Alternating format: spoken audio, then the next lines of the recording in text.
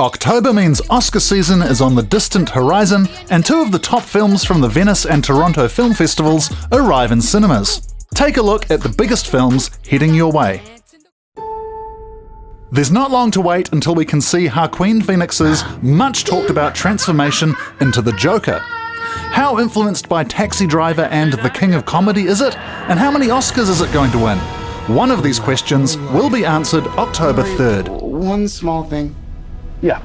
When you bring me out, can you introduce me as Joker? What's better than one Will Smith? Two Will Smiths, obviously.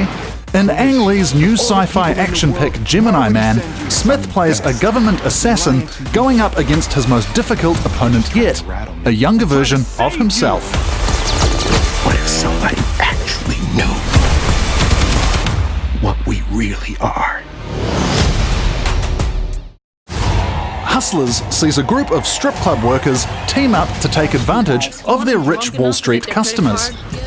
The super strong female cast, including Lizzo, Cardi B and Julia Stiles, is led by Constance Wu and Jennifer Lopez.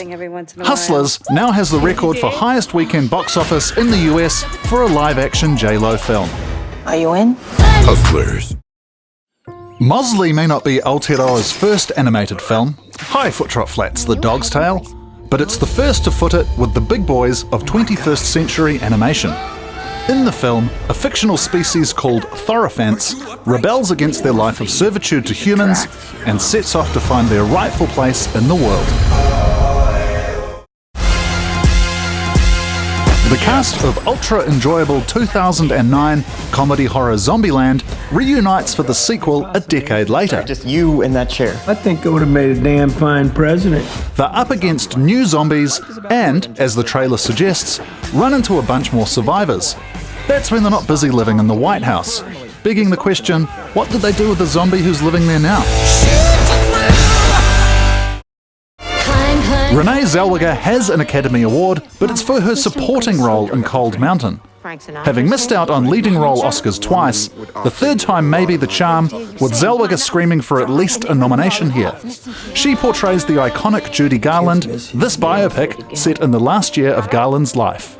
You won't forget me, will you?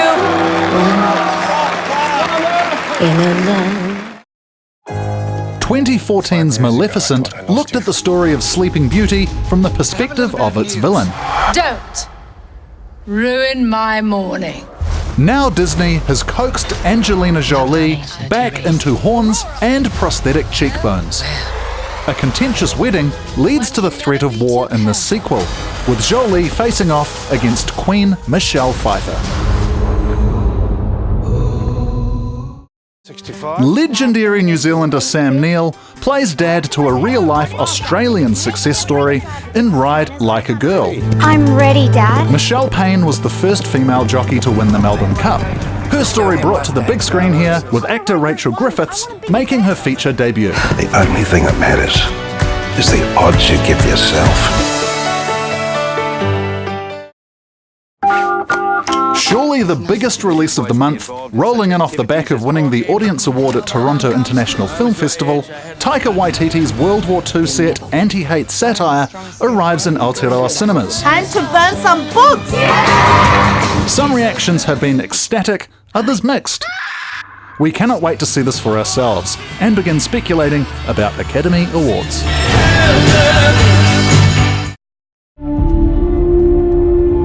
My name is Sarah Connor. With James Cameron back as producer and both Linda Hamilton and Arnie on screen, maybe we might just perhaps maybe get a Terminator sequel worth watching. Apparently making everyone's lives better by ignoring all franchise installments since T2, Dark Fate hopefully signals a return to white-knuckle action intensity.